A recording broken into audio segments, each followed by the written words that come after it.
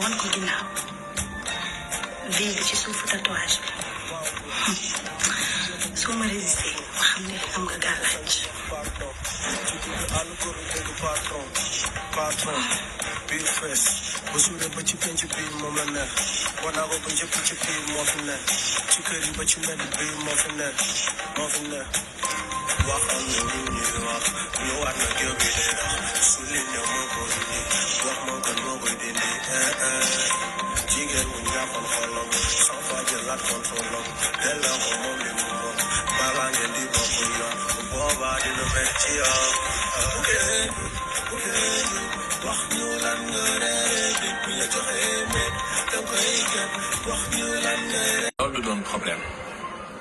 yow looy xaar